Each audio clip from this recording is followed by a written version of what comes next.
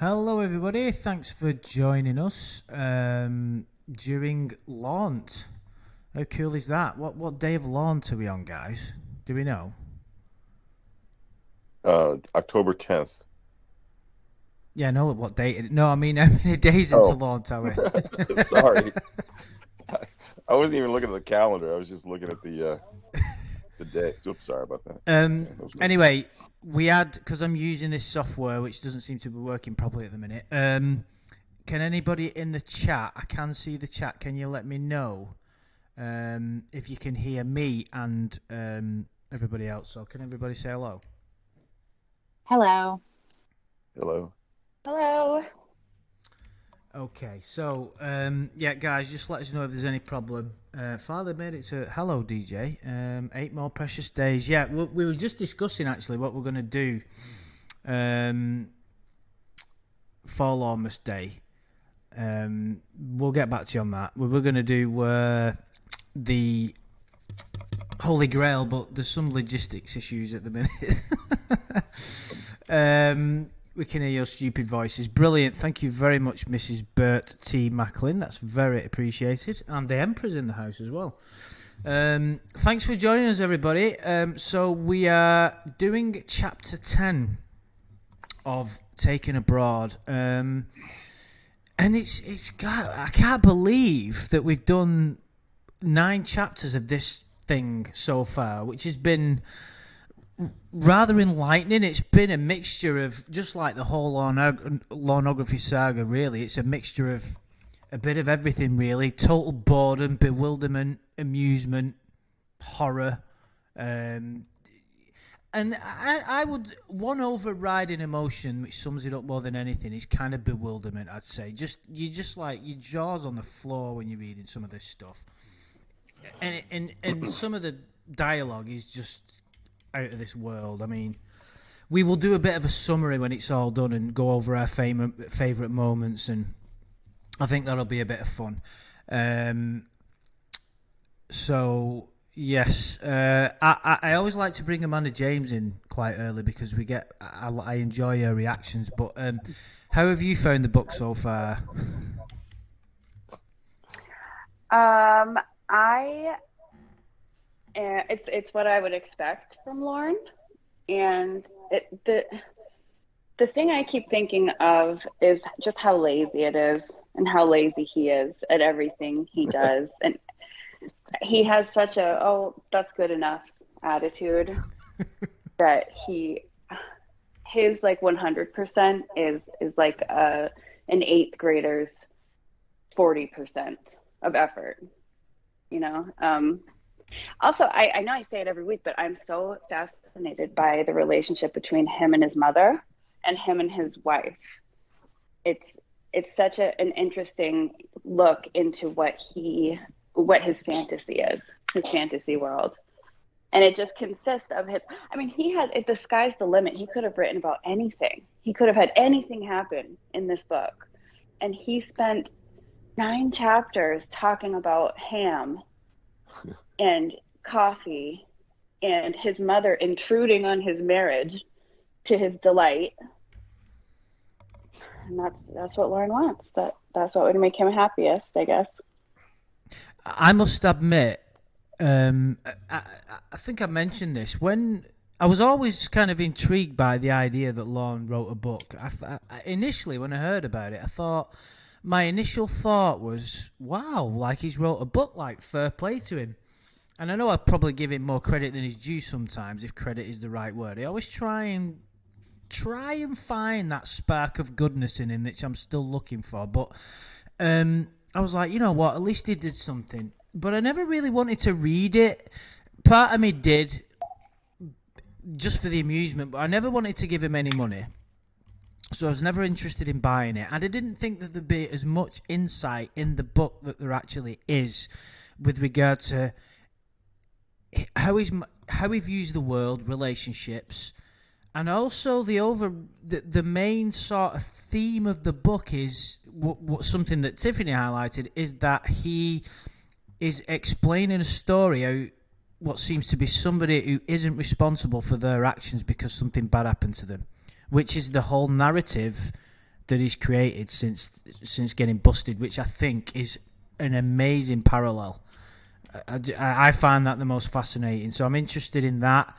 And obviously, some of the thanks for being born section, that little bit was just that. I think that sums Lorne up that little bit of dialogue there. It's like he believes it's something profound. It's so cheesy.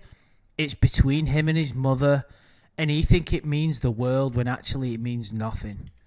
That just about sums him up. It wasn't just that line. It was that entire exchange. Of You know. course, but that line though, thanks for being born. Nobody would ever say that. Nobody would ever write it. There is only Lorne Armstrong on this planet that would even consider putting that in a novel. That's his fantasy. He wants to be idolized. Like he talks about how he idolized his siblings, and that's what was so disgusting, is that they didn't return that. They didn't idolize him in return.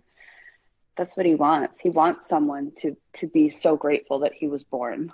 I don't think there's a soul on earth. He's not going to get that from you, Amanda James, is he? No. That's the Really world's not. greatest participation trophy. Mm-hmm. Yeah. Do you know what the I have ironic to thing also. about it is, though? We kind of are glad that Lorne's been born. Oh yeah, definitely. I wouldn't. I don't want baby Lorne to die. No. If we used our time travelling vouchers, we would let his continued growth flourish. We wouldn't alter anything because we wouldn't want the timeline to be corrupted where we're not doing this right now. You had an idea. I don't think there's any problem mentioning it, Shin. You had a bit of an idea where a bit of a participation stream where people would maybe say what they would like to do with their time travelling vouchers. Just in case anybody didn't know, I invented this idea that we'd have like these vouchers. I don't know why vouchers came into it, but basically you would have the ability Tokens. to go back at a moment in Lorne's history and basically even participate in it, but in a non-consequential way. So it's kind of like Back to the Future, but you wouldn't be able to fuck up the timeline. So what would you see? What would you do? Exactly. Hmm? No, exactly. That's what we want to discuss. What people's ideas about, where would they like to be, where if they were invisible, Yeah, or or even real. even if they wanted to You know. interfere, like as a joke, like a practical joke at some point, either during the Sting, some point during the Ramona saga, or anything really. It'd just be. We won't get into it too much here because we don't want to kind of use up our ideas. But it was a good idea. It's just a bit of fun, something we can do. Do you know what's really weird? Is how fucking you would think that this lolcow or whatever it is you call it has been milked dry with Lorne, but we just keep coming up with these ideas to do more stuff. It's fucking remarkable, isn't it? It's a lot of work. It's so much work. but can I'd like to piggyback on one of Amanda's points about her view of the book in terms of characterizing Lorne is very lazy the way he writes it. One of the things that is really clear to me is that he never reread it ever. I think he's just one of these guys. I think he wrote it as fast as he was writing his chat log, and he never felt the need to go back and maybe change things or edit things. How about editing? I know he hired 5 editors that should be. Just imagine if this I is have no idea what they the did. 5th draft, and there's But 4 other versions that are even yeah, worse. well, yeah, exactly. Yeah, I would wonder what he would do. But there are so many times in the storyline itself that he contradicts himself. Doesn't get the names correct, the exact names right. So I think it's just one of these vomit things that he did. He just threw it all on the page, and it just, like he always does, he expects everyone else to take the lead and make something out of something that he did. Let them edit it. Otherwise, he thinks it's great. He's like one take Lorne. He doesn't want to bother going back to fix things. Yeah, I'm I don't know about the editing. It's interesting to that theorize he if there are any contradicts drafts, himself, but I doubt it. Doesn't get the names correct, the exact names right. So I No, think it's just this one of is these the final draft. This threw is it all it. on the page, and it just, like he always does, he expects everyone It's else amazing. to take the lead and make something out of something that he did. Let them edit it. Otherwise, he thinks it's great. He's like one. You guys still there? All right, you guys ready for he chapter doesn't want to 10? bother. Oh yeah. Yeah, sorry, I'm I'm getting a bit of ready. an echo. Okay. I'm hearing It Shin shouldn't have been talk me. twice, which is just amusing but weird. Doesn't get the names. Is everybody else? Yeah, I don't hear an echo. So No. This is the final draft. This threw is it all it. on the page. All right, Like he always does, he expects everyone chapter amazing. 10. to take the lead and make something. He began out of walking in the something that woods he toward the did. area where he had killed the Let deer. them edit it. His Otherwise, headache began to fade as he You continued guys to still walk. there? The All right, you forest guys was ready for quiet, chapter 10? peaceful, Oh yeah. Yeah, sorry, but for some I'm reason ready. it felt loud to Aaron. Like all he could feel surrounding him was I'm death. hearing It Shin shouldn't have been talk me. Why am I twice, feeling this? which is What's just happening to amusing me? but weird. Why can't I get rid of all the noise? Is everybody else? He asked Yeah, himself I don't hear an aloud. So No. Guys, Yes. This is the sorry, final Tiffany. draft. People in, I apologise for the interruption. People are hearing, Chapter 10. people are hearing Shin twice, which is He quite began amusing. walking in the woods Double toward the area Shin, where me he had too. killed the Double deer. Shin. His So headache began to fade somebody- as Oh he continued to fuck! walk. Really? Has The got forest was quiet, something on in the peaceful, background, but for some reason it felt which is loud. coming Me? either through the phone Like all he or could feel through the surrounding TV him or the was death. speaker or It shouldn't something. have been me. Why am I feeling this? Which is I What's happening only to have me? one device going here. Why can't Yeah, I get do you rid have of another all the window noise? open? He asked himself Yeah, I don't aloud. Oh, I'm looking behind it again. Let me Guys, see. sorry, Tiffany. Somebody Nope. has got, and I've just double checked all my devices, the TV, Shin twice, my mobile, everything. Double Shin, me too, double Shin. His headache began to fade. Nope, Somebody- not on my phone. The forest was Is it still going on, Still- guys? Something on Yeah. In the chat? But for some reason it felt loud. Coming Someone's used a time travelling voucher. Someone. Why am I feeling this? I only have one device. Can you hear it, Andrew? Can you I hear can it? still, yeah. What's happening is I can hear the stream from like 20 seconds ago. So what's happening is it's coming through as an actual broadcast on someone's device, and it's coming through somebody's microphone. Now I can't say that isn't me, but I'm pretty sure Nope, not on my phone. that it isn't. Is it still going on, guys? Still- Yeah, yeah. it's still going on. In the chat? But for some reason it felt loud. Someone's used Oh, a it's time double me travelling- now. Oh, thank God. I don't hear anything. I have the volume off on my computer, and I have you guys on my It phone. might have been me, you know. Okay. Right, and anyway, we've actually. Shame. I know, shame. I didn't actually go out of my way to accuse you because I was very careful. In fact, I didn't even accuse you, did I? So, very wise of me. Just in I think case you it kind of was. did. Did I? We know you were Well, thinking it- it anyway. I was Again, thinking it, but I didn't say it though. That's what I'm getting at. Okay, now it stopped. They're saying so. Yeah, that was you, Andrew. But Okay, you know, it thank is you. right to blame me first, because no, it's true. It's true. Perfectly fine. Classic Burkett stream. It is. We can't have one of my streams without some kind of fucking stupid technical. Right, I tell you what we'll do. Apologies for that, Tiffany. Would you like to read this first paragraph and then we'll discuss it, if that's all right? Sure. He began walking in the woods toward the area where he had killed the deer. His headache began to fade as he continued to walk. The forest was quiet, peaceful, but for some reason it felt loud to Aaron. Like all he could feel surrounding him was death. Why am I feeling like this? What's happening to me? Why can't I get rid of all the noise? He asked himself aloud. The question seemed incredible and made him grow angry. He began to run to get away from the noise, but it only got louder. Aaron threw himself behind a fir tree, when he caught something moving from the corner of his eye. He peeked slowly around the tree. He saw them behind the bushes, ducking down so that Aaron couldn't see them. The enemy was there. Aaron had no choice. It was either stay and fight or die. He loaded his rifle and took aim toward the bushes.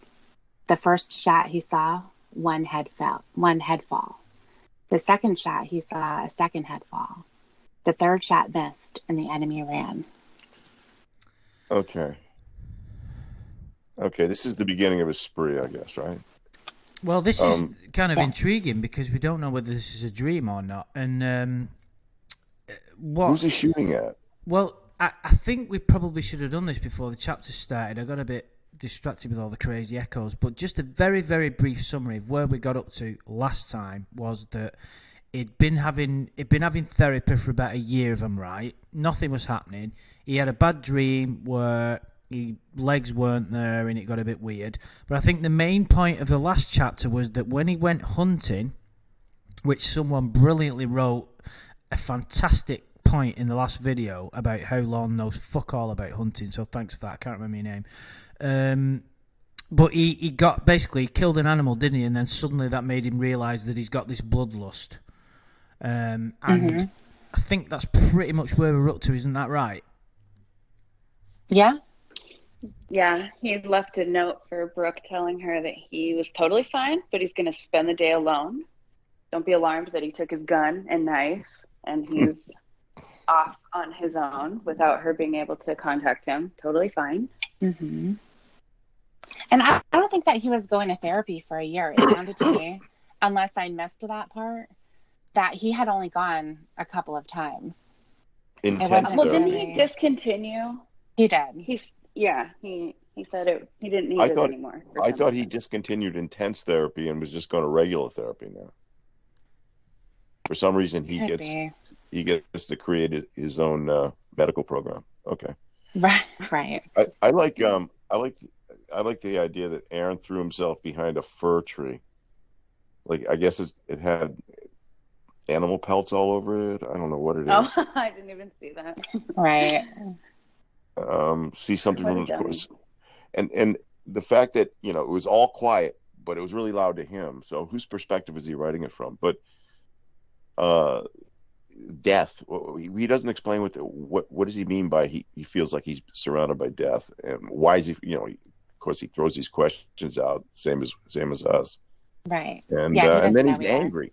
Then he gets angry we don't understand why he's angry.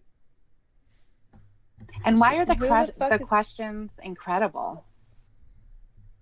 What makes them incredible? I don't get it. Yeah. He's fucking with us. He's got to be fucking with us. No, why would you think he's fucking with us? There's just nobody on the planet like this. This is incredibly unique. That's the Lon psychoanalysis default position, is you think he's fucking with us because you don't think anybody can actually be like this, but this is Lon. I must admit, when I first saw that paragraph, I was like, actually, this is pretty clever because we don't know if it's a dream or not. But that isn't the purpose of him writing it. It's just quite vague writing, really. It's like, like when you're watching a movie and you don't know if it's a dream or real, and it's kind of meant to throw you off, like visions and things like that. I thought that's because he's saying here he saw the enemy. What enemy? Like, is it just random people coming at him? Is it another fucking That's what I'm wondering. Yeah. So that's what I mean. It's intriguing as to, hang on a minute, who's after him? But I don't think. Well, anyway, should we, before I start criticising him, Tiffany, would you like to read the second paragraph, please? Mm-hmm. Aaron quietly and quickly snuck up close to the two that he had shot to see if they were dead. He couldn't see well through the bushes. He counted to 3 and jumped over the bushes, and with his buck knife gripped tightly in his hand, he grabbed the enemy's heads and sliced their necks. 2 of the enemies were now dead. Aaron became upset with himself because he let the third one get away. For a few minutes, he just stood there, staring at the dead bodies on the ground until his headache came back. His eyes grew watery, and he wiped the back of his hand against them to clear them. He squinted hard and then returned his eyes to the 2 dead bodies on the ground. 2 deer lay there lifeless. What just happened? Aaron asked himself. How did I get here? He wondered as he looked at his surroundings. Ooh, little twist there. Yeah. So, boy, he's a damn good hunter, I'll tell you. So, did Lon write this in a way where you're not quite sure who it was, and then it turned out to be a couple of deer? So, I think what he's trying to get at the way he's writing it is that he imagined that these two enemies were real enemies when in fact they were just animals. And he's having these... Yeah, he's hallucinating. Yeah. So this is him losing it again. So he's experiencing some type of a headache when he goes into this particular state. And then he loses himself. So that's where he imagined, he was hearing something, but he was imagining because he wasn't clear. He was imagining that it was the enemy. I'm assuming it was based on the Iraqi war. And so that's where he was shooting them and doesn't realize that they're animals until he snaps out of it. Do you know what I find really funny about all this is it's like, and it struck me at the first point when Aaron decided to go hunting. You've got a guy here who's supposedly got PTSD, although he hasn't really been diagnosed with anything, has he? As far as we know. In the story. Not as far in the story, exactly. Yeah, so we don't know what he's actually suffering from, which is quite funny. But what he thought he'd do to try and cure himself of these terrible atrocities he's seen, involving blood, is go hunting with some guns and shoot some animals and see what that happens. It's a little bit like that terrible movie Jaws 4 when they're trying to escape the great whites. What did they do? Go and live in a fucking house in the sea and just get chased around by a shark. It's like, well, have you ever thought living in a city? I don't think great whites can get you there. I find that quite amusing. But what I will say is at least there's some kind of like... You've got some detail on what he's actually going through now. You know, you're not just being told, oh, he's going nuts. At least he's describing stuff. I guess sort of. I'm still confused. I don't know what the fuck's wrong with the guy. What, Lorne or Aaron? Well, Lorne Aaron, because they're the same person. But I don't think even Lorne knows what's wrong with him. No. He has no idea. No. I really want to root for this Aaron guy. I really do. Oh, you Why? don't. I don't know. Just because he's the protagonist, and I just don't like him. I don't like him. I hate him. I don't think there's anything to like or hate. We don't have... It's a little bit like taking a massive No, I actually hate distaste him. to Kayla. I would say I hate him. Yeah. Yeah, well, I mean, once again, there's no character here. We don't know anything about... Right. There's more character in Any of Mr. these Penis people. than there is in Aaron. A lot more. Right. We get a lot of detail on Mr. Penis, to be fair. All right, so let's see what happens. Okay. Looking down at his hands, he saw that they were soaked in blood. All of a sudden, he felt a certain pleasure grow inside him. He didn't know what was happening right now to him, but he liked it. He wanted more of it. Aaron ducked down and looked around for his next victim. There it was, standing 50 feet away. Aaron lifted his rifle to his shoulder, aimed, and fired. His victim went to the ground quickly with a gut-wrenching scream. Aaron ran up and stood over his victim. It was a man. Oh, so here we are at the first real... I was going to say the first real Homicide. tragedy, but obviously Paul died and all that kind of stuff. But this is the kind of the biggest moment of the book so far, that Aaron has killed an innocent man. It's a little bit... How strange is that? Yeah. It's It's just like he confused the enemy for a deer and a man.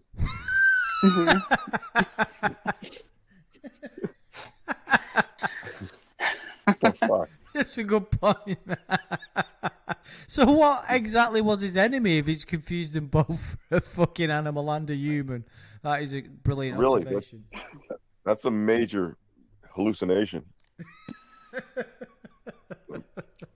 Yeah, and you know what's weird? It's like he's going back and forth rapidly into this state of there's enemies, I need to kill them all, and then oh my god, what's happening to me? I don't understand. Yeah, and he says it out loud, so we all know that, and anybody Right. around, and all these victims are just like gravitating toward him to shoot. Yeah, You it's got like, two what are the deers. odds that he's in the woods and suddenly a man turns up And I think you just pointed out, Tiffany, he was fucking. Who did he think he was shooting? He was aiming for it. He thought he was killing people, didn't he?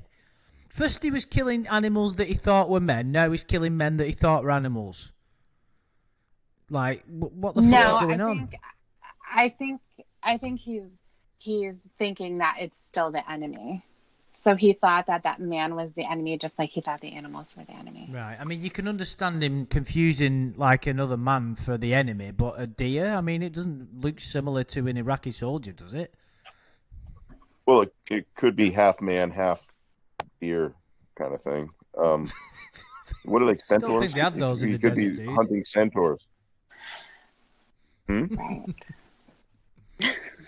It is. It would be also nice. Sorry. I'm just going to say, I think we've already touched upon it, is that, like you were saying, Tiffany, he doesn't know what... Lorne, when he's writing this, doesn't know what's wrong with Aaron. So what he's doing is, he's writing that he's got some kind of, obviously some kind of psychotic problem, hallucinating, bad dreams, some kind of form of PTSD. But because it's so poorly imagined, or, well, not imagined, it's so poorly... invented, it's so poorly written and thought out, he hasn't thought about specifically what he's suffering from and specifically what it was that caused it. So which specific incident caused it, and then it's just really poorly thought out, isn't it? It's just like, oh, he's been through some bad things, and then 18 months later, when his life's got all back to, rosy, he goes out, kills a deer, and then shit starts happening. It's like it came out of nowhere, really, didn't it? Everything's just so disconnected. I mean, he's angry at the enemy, or I don't, but we don't know why, because is it because of Paul? I mean, you would think that you'd kind of like put that together a little bit, or are you scared that they're going to shoot you? Are you afraid, or are you angry? The angry thing is weird. Or do you just want to kill people? Yeah. Is he just a psycho who wants to reaching kill? for reasons. We don't know. All right. Yeah. I heard shots, he sputtered. Help me, please. He said it as he reached his weak, shaking arm up toward Aaron and held the other one to his chest where the bullet had entered. Aaron's eyes grew wide with evil as he slowly unbuckled the leather strap on his scabbard and pulled out his buck knife. Right, let's stop right there. And I know we're trying to do longer stints when we discuss it, but I don't think if someone's just been shot, when he's lying on the floor and shot by somebody unexpectedly, he's just going to go, I heard shots. That's why I've allowed myself to get shot. It's like, help me, please. It's like the guy's dying on the floor.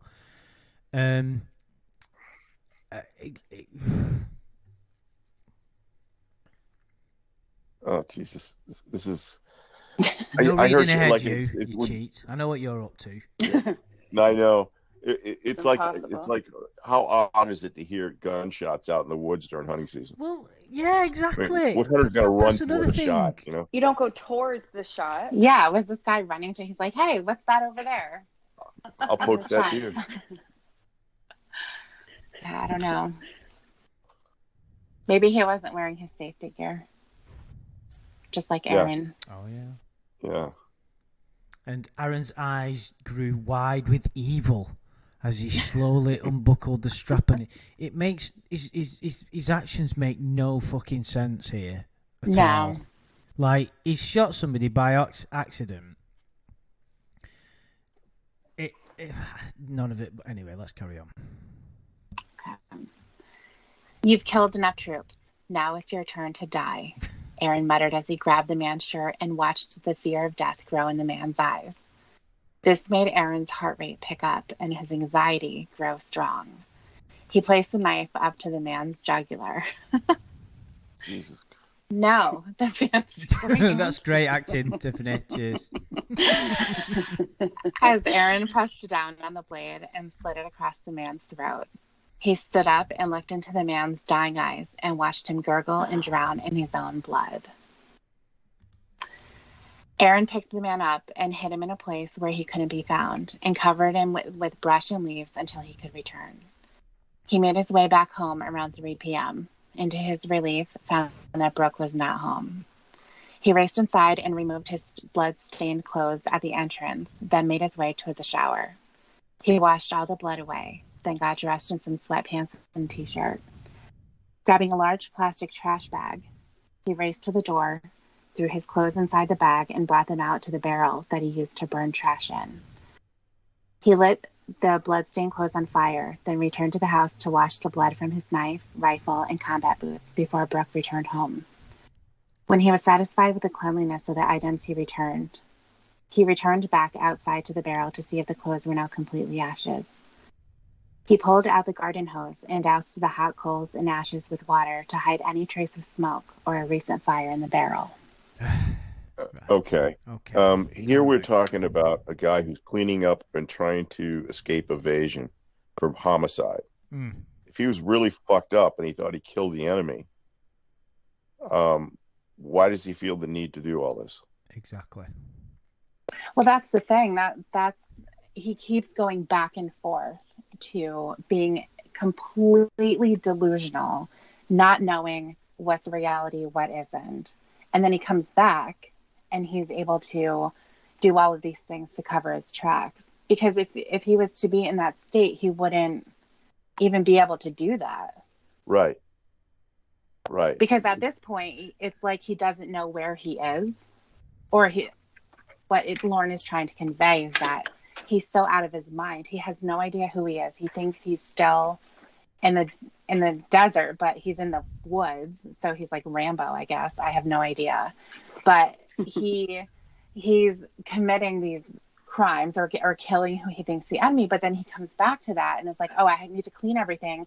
Thank God Brooke's not home. Why would he know who Brooke is? That's what I'm saying. He must have come out of it after he saw the guy and buried him. You know, that's the beginning of his covering up evidence, right? Mm-hmm. So he must have come out of it. But what strikes me is there's no remorse at all. There's no, oh my God, what did I do? It's like, okay, even when he's not hallucinating or sick or delusional, he's still an evil motherfucker.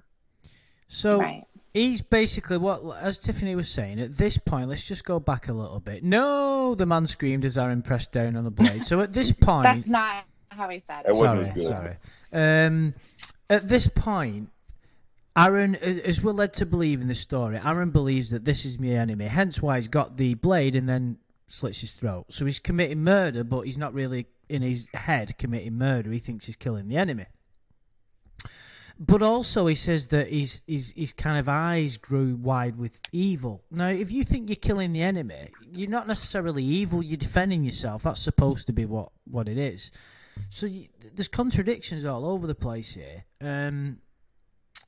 And like you're saying, you've quite rightly pointed out already, he's behaving in a way which is covering his tracks at this point. So he thinks he's committed murder and he's covering his tracks up. So at this point, he's fully in control of his actions. And he's not sorry about it. He knows what he's doing. And he's just, basically, at this point, we're getting quite a lot of detail unnecessarily on how he's actually getting rid of the evidence. And at this point, we've not had any chance to go inside his head about how he's feeling. So maybe that comes in the next bit. But maybe not. Would you like to continue? Maybe not. Exactly. I'm going to say not. Yeah. Exactly. Yeah. When Brooke returned home, Aaron was sitting in the easy chair in the living room eating chips and drinking a can of Sprite. Hi, honey, Brooke said as she carried the baby to Aaron and gave him a small kiss on the lips. Hi, Aaron said as he returned the kiss. Take the baby from me so I can get the bag of groceries from the car, okay?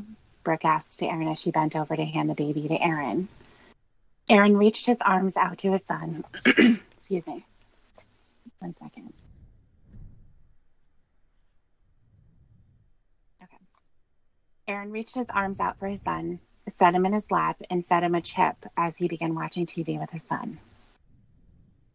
After his show was over and they had eaten supper, Aaron put the baby in a crib, then retreated to bed himself with Brooke following behind him. It didn't take long for Aaron to fall asleep and begin dreaming. Aaron fell asleep in Aaron's arms, but woke up once she felt his body tighten up and become intense with twitching. She could tell he was having another nightmare, a horrible one. She had never been awakened by his body like this before, and she was afraid to wake him up after she turned on her lamp and saw the evil look on his face that he was holding even with his eyes closed. She backed slowly out of the bed and watched him for a minute before deciding that she had no choice. She had to wake him up from his nightmare. Okay, right. Let's discuss these issues. So, he was watching TV with no, as far as the narrative goes here, no remorse, no indication about what he's done. He's basically come back, got rid of the evidence, and then he's casually watching TV with a can of Sprite, which is contradictory to what he did to bury the evidence. It's like do you get what I mean? What do you mean? Well, he should be. He burned the evidence because he knew he committed murder. So as far as what Lorne's saying is, he's committing murder, but he doesn't care. Right. It's not affecting him in any kind of conscious way. So he's just, all right, I've killed somebody. Let's just get on with it. The evidence is gone, and we don't even get any details. It's like, okay, he's trying to commit, insanity, for the murder itself, and then he snaps out of it and becomes an accessory. It's after the fact, doing all the, all the hiding and everything else. He can't have it both ways. It's got to be.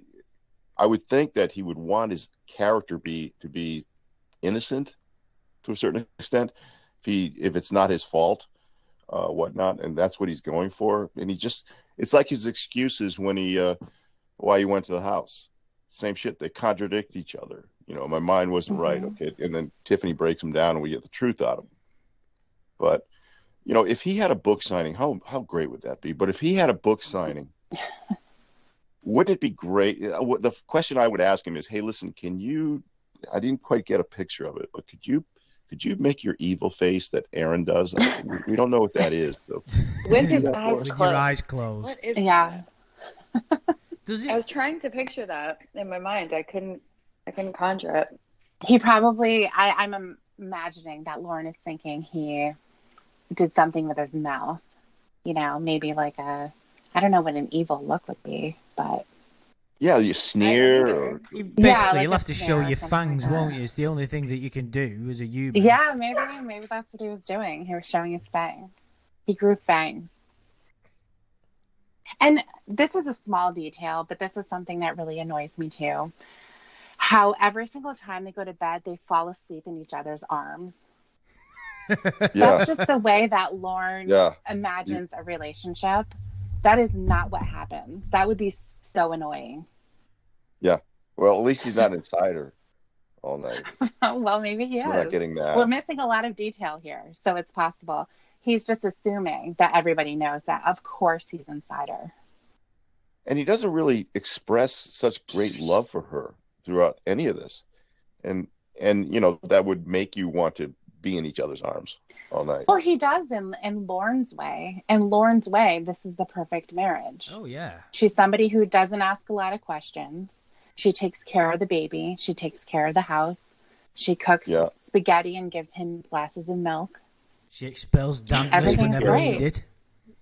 She calls him honey every 5 seconds. She's always kissing him, and he'll kiss her back. So it's perfect for him. Yeah, what's in this thing for Brooke? Jesus. Nothing. But it's what she wants. He doesn't take care of her at all. No. Oh, we grabbed the baby from her. I'm sorry. I take that back. She's caring for the baby all the time, and if it's not her, then it's his fucking mom. Give me 1 minute, guys. Right? Who just happens to arrive at the right time. Oh, hi! I was just in the neighborhood. I'd be so mad. I can't even tell you. I'm gonna move into your neighborhood so I can pop in.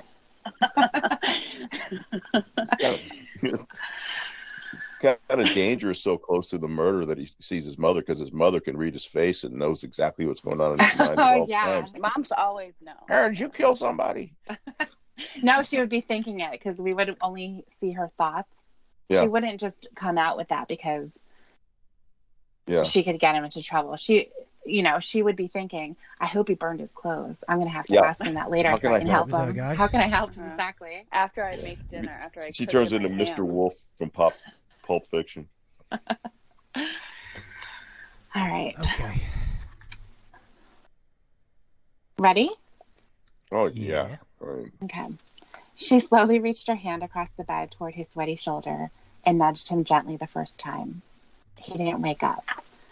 She nudged him harder, then jumped back as he sat straight up in bed with his eyes open and once again soaked in sweat. Jeez. She slowly stepped toward the bed, not knowing if he was actually awake or if he was still sleeping with his eyes open. Aaron, she let out gently.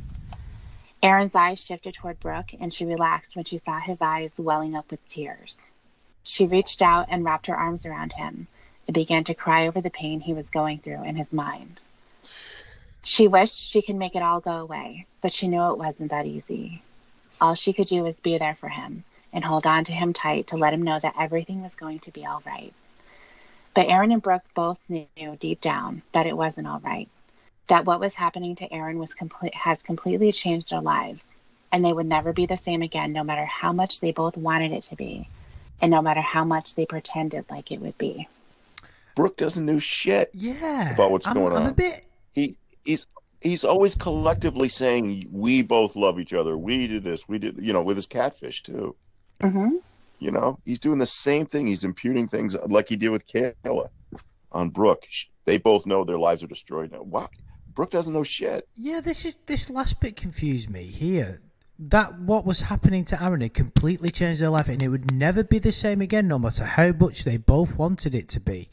Well, from her perspective, he's just had a couple of bad dreams he's been seeing. She doesn't know what's been going on.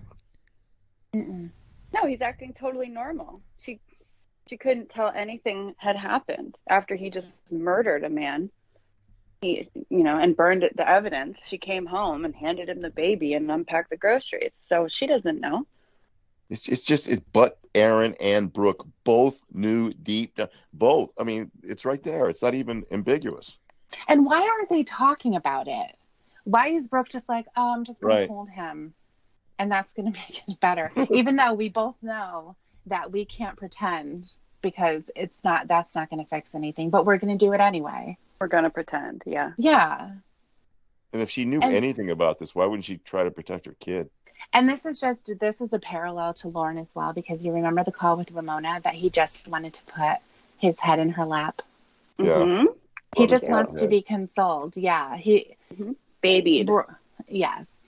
Exactly. Hold his penis when he's sick. Yeah. Kiss the pimple on his back. Big bald baby. Exactly. That's all he wants. Right. After getting in the shower and washing the sweat from his body, Aaron returned to bed with Brooke and just lay there with his eyes open the rest of the night. His trip in the woods ran through his mind. Something had happened that was troubling him, but he wasn't sure what it was. He couldn't remember what had happened when he was in the woods, but for some reason he was bothered by it. Why can't I remember? He asked himself as he stared into the darkness of the bedroom. Morning finally appeared, and Aaron sat lazily up in bed and turned to look at Brooke sleeping. He wanted so much to be the man she fell in love with, but knew that that man was no longer anywhere to be found. This is a whole new can. Can we go back to the paragraph before? Yeah, can we have a bit of a break here and go on, Shin? I think you've got the same train of thought as I have here. Yeah. Go ahead, Andrew. No, go on, dude. No, I mean, he's claiming he's got amnesia. So again, he's trying to show he's innocent, and he's not. What'd you do with it? You got to bring it back down. There it is. But now he forgets. He doesn't know what's going on. But he knew enough to clean up everything. He knew enough to get the blood off. He knew enough not to share anything. This is just... That's what you call lazy writing. Where, like, I'll make a parallel to, like, fucking in Spider-Man 3 where Peter Parker's mate conveniently gets amnesia and can't remember that he was the goblin guy or whatever the fuck it is. It's like, come on, dude. Come on. It's like exactly like you've said there. He was burying the evidence, and then all we got was he was sat in the living room drinking Sprite, so he can't remember what's happened. So he goes through these stages. They last for a certain amount of time, and then he can't remember what's happening. No. And the key phrase there is, people picked it up in the chat, is he was bothered by it. Mm-hmm. God, if that's his most intense feeling he can get about murdering someone or molesting a child, it bothers him. That's the worst you can say. This is 100% Lauren. Yeah, you're not kidding. Yeah, and Aaron is just asking himself questions. He's not seeking out the answers. He's not doing any of the things to try to get better, like going to this intense therapy and working on it. He just is asking, why can't I remember? Why am I doing this? Why am I feeling this? And it's the same thing for Lorne. He can have the answer of, why did you go?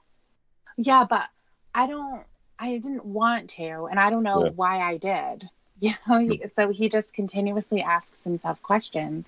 He's never going to get the answers because he doesn't want to acknowledge the answers that are actually there. Yeah. Yeah, he's looking for something or someone to blame other than himself. Mm-hmm.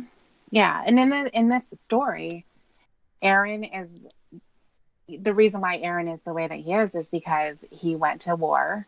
He saw these things and he lost it in the field. He's trying to find himself again. Mm-hmm. Yeah. And it's always the same stuff about he wanted to be the man she fell in love with. Mm-hmm. He always wants to get back to what he used to be. Mm-hmm. Great point. That is such a famous Lorne It is, line. It's great, great. Yeah. He said it so many times. I never used to do that. It used to take me 3 hours to drink a beer. Mm-hmm. I never used to be abusive. Yeah. This is his attempt to use art to show, or literature, or whatever the fuck you call this, to show a fictional example of making his points that he's always been trying to make to the community that would justify what he did. And don't forget when this was written, Shin. This was written long before he even knew about any of this. So this was in his mind even back then. These kind of patterns. Right. I got out of patterns because of you. Yeah. Name one. Exactly. I can't name any. That's one of my favorite ever moments. That real life excuses. It's okay. If he says I Aaron tried to get past that, I'm gonna puke. Okay. He felt an emptiness grow inside him, and he longed for the man he used to be. There he is. Jen, I hope you don't throw up. He stood up from the bed and made his way to the kitchen when the automatic coffee pot was finishing up brewing the first fresh pot of coffee. Hey, did you get that dialogue all right there, Tiffany? Oh my God. Just read that again, right? First from the word "there" at the beginning of the sentence, that line. Where? The automatic coffee pot was finishing up the brewing automatic the coffee first... pot. The automatic coffee pot was finishing up brewing the first fresh pot of coffee. After pouring himself his first cup of coffee for the day, he strolled to his son's bedroom, quietly opened the door, and walked over and watched his son sleeping peacefully. He stood over his son and drank his coffee as he fell into a deep thought. He wanted to be the dad to his son that he had planned on being when Trevor was born, but something inside him had grown scared and had now removed the life that Aaron had originally wanted. A burning feeling grew in his stomach as he finished his last drink of coffee. He bent over and kissed his son on the forehead, then exited the bedroom, closing the door behind him. How many times does he need to say the word coffee? We get it. Drinking fucking way coffee. Too many. Yeah. Drinking coffee and looking at his son and the coffee and the sun. We get it. This is one of these cliche images that Lauren fantasizes about. If he ever had a family, he'd be doing this. But is he remembering it now?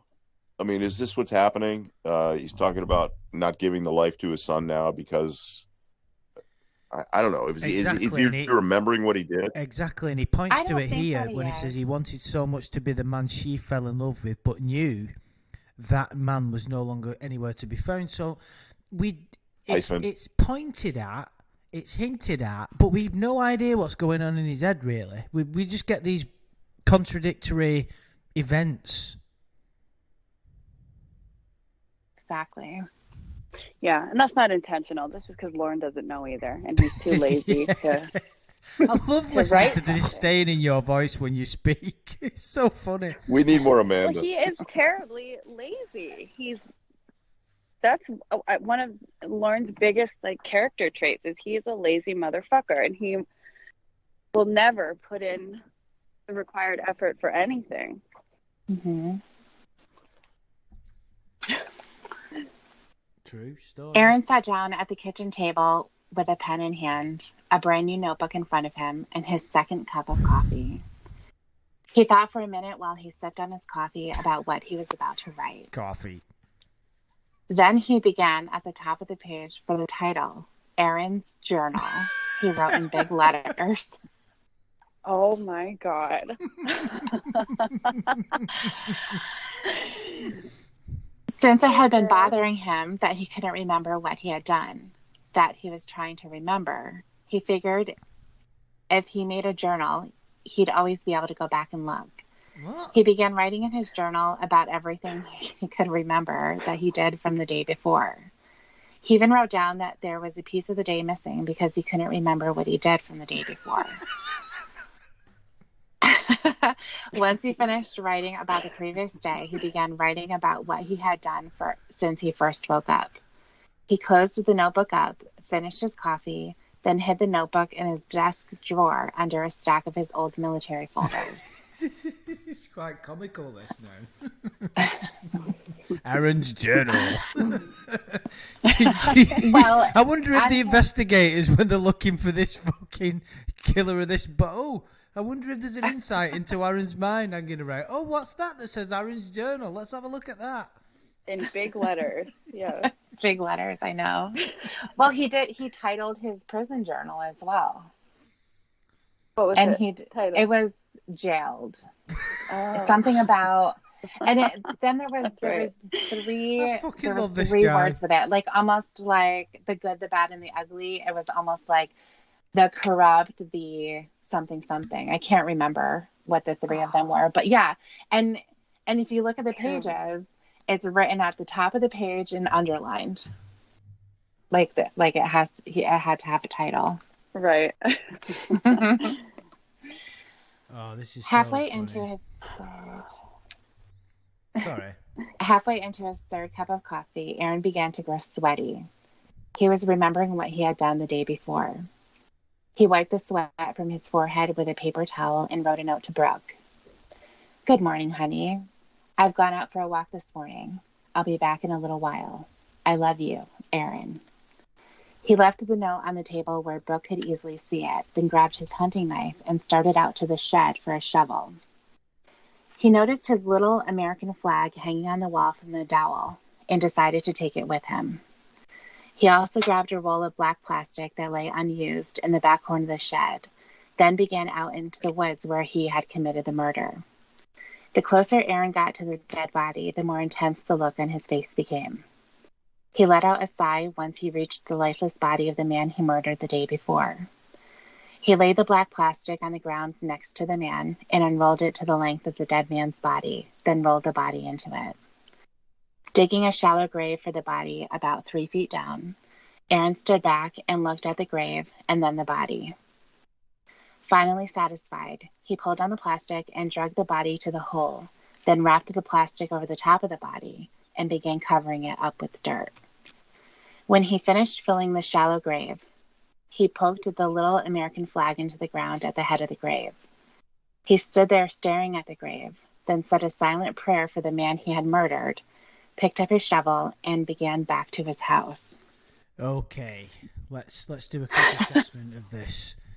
First of all, the repeated, just something minor that he's pissed Amanda James off is starting. The repeated use of the same words unnecessarily within the space of like one sentence means he's never edited this book properly. This book, because when you're writing, even when you're writing something simple like a little report, you sometimes will find that you use the same words and you'll edit it and start using more efficient ways of writing. And he's not even done that, so that's just a minor of his laziness, which Amanda James loathes. But should we get back to his kind of... typically... Sorry, go on. Well, I was just going to say, typically, if you're burying somebody in the woods, I know from experience, I don't typically mark the spot. Yeah, exactly. Why would you mark the spot with a flag? Right, it's confusing. Is he remorseful or is he evil? Does he love killing or is he like, oh, he said a prayer? Sorry, He said a prayer. Sorry Yeah. about Exactly. that. Prayer for the enemy. So which is it? There's no... I think that's really lazy too. There's no like consistency. Either he, like you said earlier, Tiffany, either he is in like a psychotic, delusional, hallucinating state, and it lasts for a certain amount of time and then he snaps out of it and can't remember anything, or he just goes back and forth at random, like whatever seems to suit the story for the moment. And again, what is in his head? We don't know. Is he doing this because he... Hang on a minute. I think you, especially Amanda James, are missing something quite important here. Lorne's writing explains exactly what's going on. He let out a sigh once he reached the lifeless body of the man. Isn't that enough? Well, exactly. That's a really good example. What does the sigh mean? Is he like, oh shit, now I gotta bury this? This is gonna be a pain in the ass. Or is it like, oh man, I killed somebody. I feel... To me, there's an inordinate amount of detail that makes me wonder what the hell's going on in his head. Makes me think that, it's kind of disturbing to me. In terms of, obviously it's all ham-handed detail, but we get the gist of it, and just the fact that he's thinking about that, it falls outside the literature realm for me. This is more like a little more illuminating about him and that he got,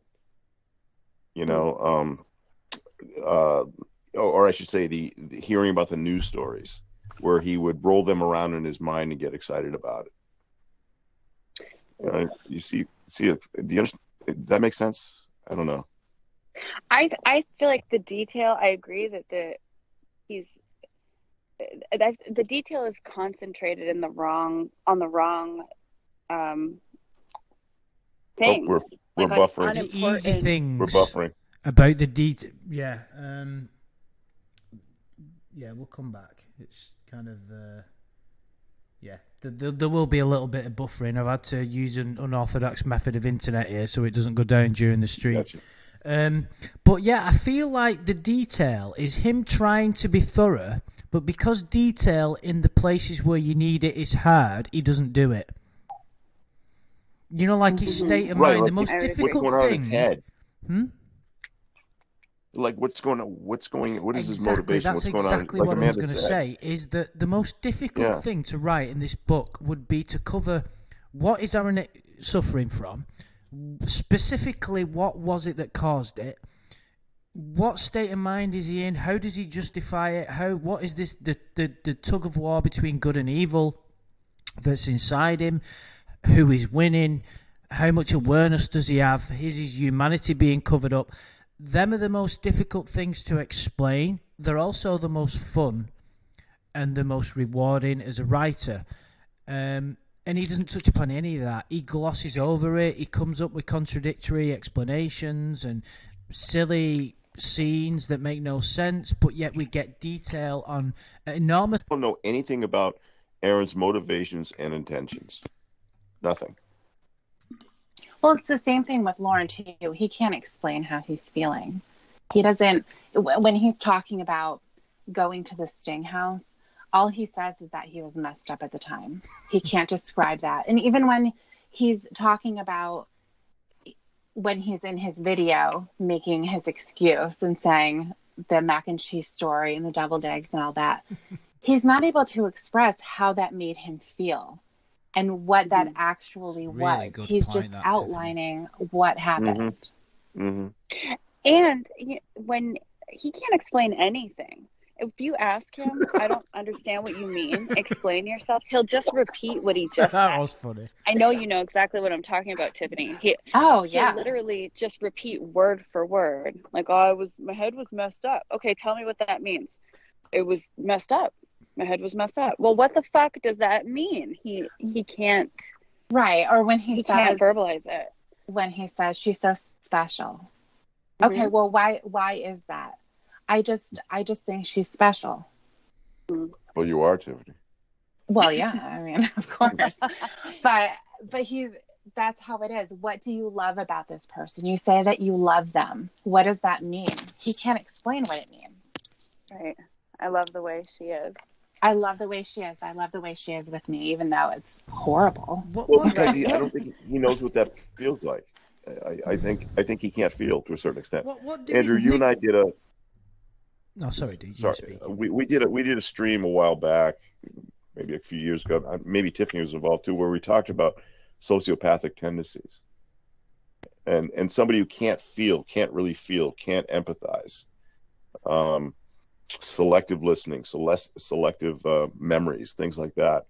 I mean, it seems like it's all. If you gave this to a psychiatrist, they probably could diagnose him. Yeah, we need to get an expert on, don't we? What I was thinking, I was just going to ask, what do we think that means that he can't explain his feelings? Is it that he's so driven by impulses that he can't articulate his feelings and emotions? He just behaves purely on impulse. So when he expresses them, he expresses them like, I am angry. I am sad, but he doesn't put together a situation or a circumstance that demonstrates that. He just declares it. Right. He's just an idiot. That's what I absolutely agree. I think it comes down to he can't explain. He's not able to do that. I totally agree. I don't think he's capable. No. Amanda James's psychological evaluation is an idiot. Let's look that up. I would love to have something more profound to say, but I just think he's stupid, and he just can't explain things. He can't. He's really a half-wit. He really is. He has one way of saying it, and he's going to say that over and over again. And he's going to be proud of it too, and not see any reason to change or not see any reason to improve himself at all, because he's lazy. Wow, we could break down every sentence of this book in explicit detail, but unfortunately we don't have the time. Is there anything more from this particular section with regard to him? Because this is quite a big moment in the book, right? He's gone back. First of all, what the fuck was that body still doing there? How much time has elapsed? Yeah. He said he hid the body. Day. Sorry? Okay. It was one day. One day, right. So in one day, nobody's discovered the body. It was in the woods where apparently loads of people hunt, which is, I suppose, possible. And two deers that are dead right next to it. Yeah, no predators have nobody's the looking body. for this dead man. Yeah, there's nothing on the news, nothing about that. We don't know how old this guy is. He happens to have found it very easily, which means he must remember where he buried it. He also said in the last part that he hid the body very well. Or he pointed to that, so he's just. Well, you kind of fuck up hiding it when you put a flag on it. So no matter how well you hide it, if you stick a flag on top of it. Why bother? That's a really good point. What the fuck is wrong with this guy? He's so stupid. Sorry, why Andrew. bother burning the evidence? And getting all cleaned up, and why bother even hiding the body if you're just going to put a goddamn flag on top of it? Where does it say you put a flag on top of it? Oh man! It said in the last part when he finished filling in the shallow grave, he poked the little American flag into the ground at the head of the grave. Oh, but right. Yeah, that's his MO. What? That's his signature. But I mean, what I will say, if he's gone mental at that point, then. But never mind. And there's no sense in covering it up. That's what I'm saying. Oh, hang on. It says it here when he was finished. The American. What? Yeah. Right. So hang on How a can minute. you Hang miss on. those, Hang on. So he's gone back to cover the evidence up, but at this point he's gone back. He's gone mental again because obviously you wouldn't. So he kind of keeps reverting from this guy who knows what he's doing to a guy who doesn't know what he's doing. Mm-hmm. So It's that's like the the battle theme. of good and evil in his head. Right, but it's not happening in Like his a head. mad It's dog. happening in bizarre actions. So Yeah, what was of the course. purpose of burying the body? Was it to hide and conceal it, or was it to like give the man a burial with a prayer and a flag and like He's out a of soldier of respect? Rome. Honor him. We don't even know anything about the victim. We don't know, Well, exactly. other We than the don't know fact how that he old he ran through a is. gunshot. He was a Uh-huh. hunter. That's all you need to know. And Yeah, he but heard shots. He was again, poking his we nose always. where it didn't And as he belong. lay dying on the floor, I heard shots. Heard That's shots. it. That's it. And we always resist the urge to rewrite this thing for him because I think there are better people, certainly than me, that can do that. But you would think that maybe when he was at home and this would have been something on television, on a missing person, and oh my God, that's the deer or the guy, the guy. I can't figure out who it is. Something. Yeah, it's not very well thought out, is it? Should we carry on? Mm-hmm. Once he got back to the house, he returned the shovel to the shed along with a roll of black plastic, then cleaned the dirt off the bottom of his boots and went inside the house where he found Brooke waiting for him with a fresh cup of coffee and a plate of bacon, eggs, and toast. She greeted him with a kiss after he sat down at the table, and he returned with a, "Good morning, beautiful." Yeah. "Good morning," she replied. "How was your walk?" "It was good, refreshing," he described. All of a sudden, Aaron began thinking to himself, what was Brooke talking about when she said his walk? He couldn't remember taking a walk this morning. He remembered writing in his journal, but couldn't remember anything about taking a walk.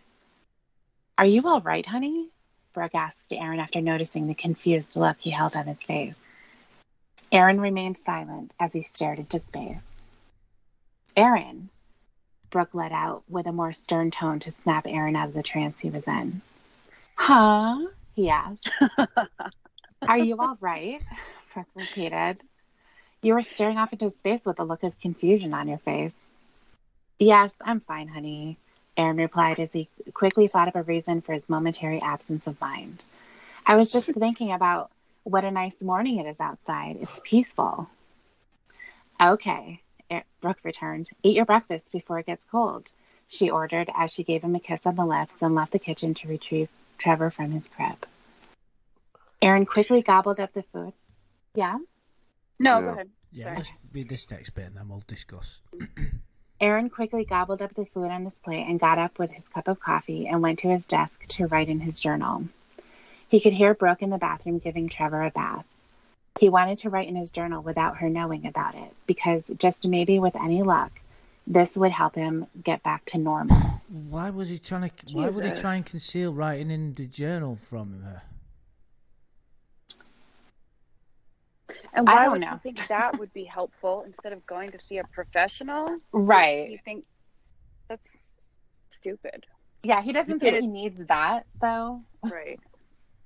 He needs his journal, because it says Right, he's Aaron's forgetting. journal on it. He's losing big pieces of his day. He's losing his memory. Do you imagine how scary that would be?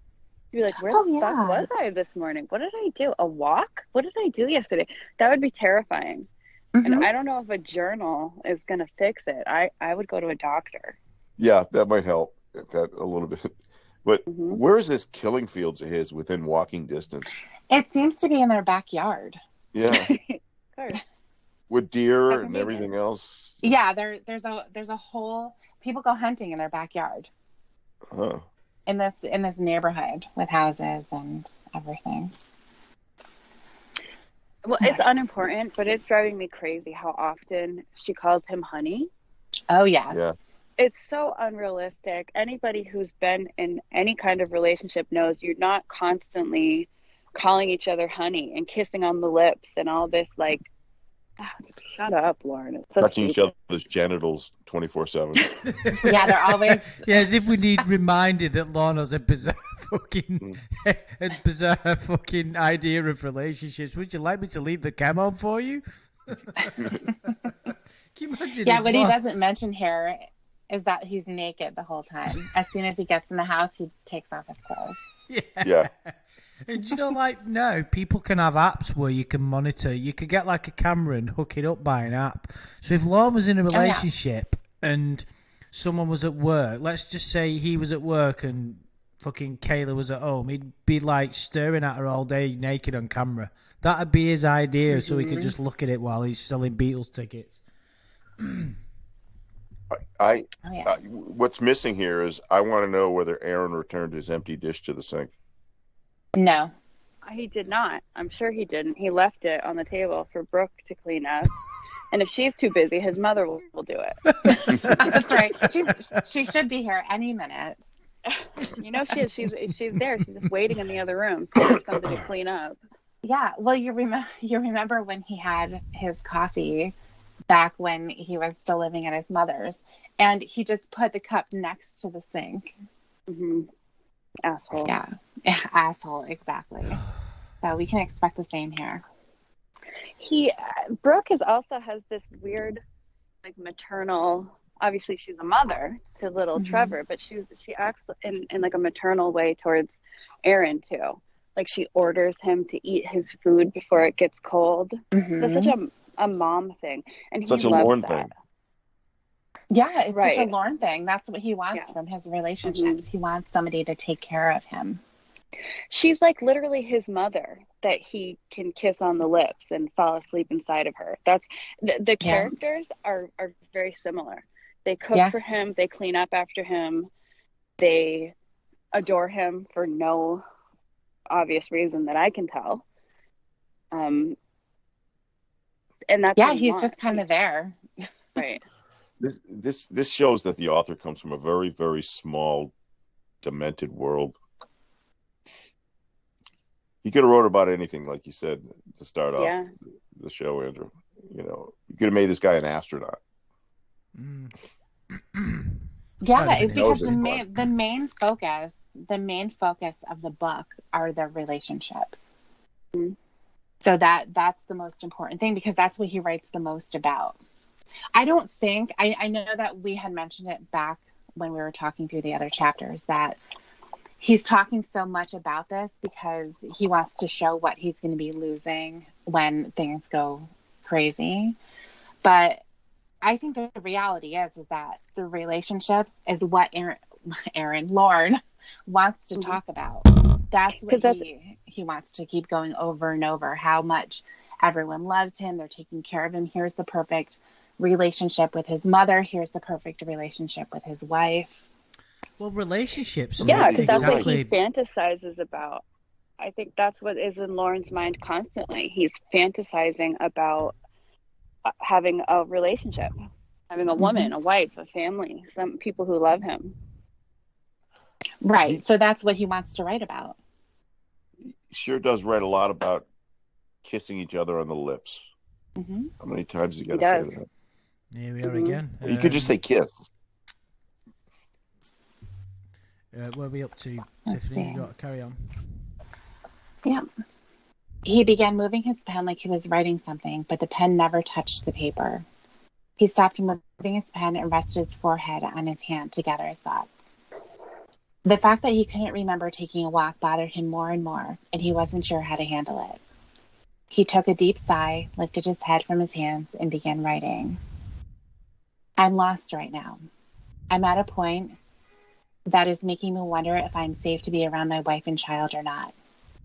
Though I've not done anything to harm anyone that I'm aware of, it scares me to think that it's a possibility. My wife asked me how my walk was this morning, and I played along with her like I knew what she was talking about. But in all honesty, I didn't have a clue and became confused about her question. Did I take a walk this morning? If I did, then where did I walk to and why can't I remember it? I long to be back to my normal self and not be experiencing this. But it's what's happening to me, and I'm trying to deal with it the best I can. I love my wife and son very much and will do everything possible to get back to my normal self. I'm afraid I may need more help than anyone will be able to give me. Well, he says You that. know, Amanda made I think it was in the comments. You made a great point where Brooke keeps talking about how she wants Aaron back to his normal self or whatever it was. She didn't know him before he had PTSD. Mm-hmm. So, and again, this is kind of Lauren again. And I think it's weird, too, how he's writing in his own personal journal and he's saying my wife. Why wouldn't he just call her by name? Mm-hmm. Exactly. It's like he's writing to somebody, isn't it? It's almost like this is what the police are going to read when it fucking all comes out or something. Yeah. That's the way it's written. And to be honest, it doesn't really... I was kind of thinking at this point, at least it's better than him talking to himself. Because, you know, he used to ask himself questions and it used to be quoted as dialogue. Yeah. At least it's actually getting written down in a journal here. And you'd be like, right, I kind of get where he's going with this. But nothing really comes of this. It's like, okay, can't remember he went for a walk. Well, which walk? The walk that killed the man or the walk that fucking buried him? Like, which one? Mm-hmm. Right. Yeah. He doesn't know. He can't remember. Right. He can't remember anything. And you're right, though, that this is a lot more detail because typically he's always just asking 3 questions and then it's done. There's no more internal thinking. There's no more of internal dialogue. He's just asking, why is this happening? Mm-hmm. To me. And that's to me, exactly. Mm-hmm. And then he also says he is wondering if he's safe to be around his wife and child that he loves so much. But he also thinks he may need more help than anyone can give him. So his solution is to just write in his journal rather than seek real professional help. If you're actually afraid and thinking, I don't know if I'm safe, if my family is safe, I don't know if I can control myself or I'm not in control of myself right now because I don't know what I'm doing, then I don't know, do something. Well, other he than cares about his own self-preservation more than he cares about all these things he's talking about. Otherwise, you're right. He would turn himself in. He would talk to somebody about it. He'd go to the police. He would do something. Mm-hmm. But again, another characteristic of this Aaron character that we love, he's so selfless. Aaron quickly closed his journal and placed it back underneath his military folders in his desk drawer, then closed the drawer when he heard Brooke's footsteps coming up out of the bathroom with Trevor in her arms wrapped in a bath towel. He took a sip of his coffee that was now becoming cold from sitting too long, then placed his cup back on the desk and held his arms out to take his son from Brooke's arms. Trevor giggled and drooled when Aaron began tickling under his chin and being playful with his son to get him to laugh. Aaron and Brooke both cherished moments like this where they all felt like there was nothing wrong in their lives. Brooke opened the junk drawer in the kitchen and pulled out the disposable camera to take a picture of Aaron and Trevor in what seemed like the perfect father and son moment.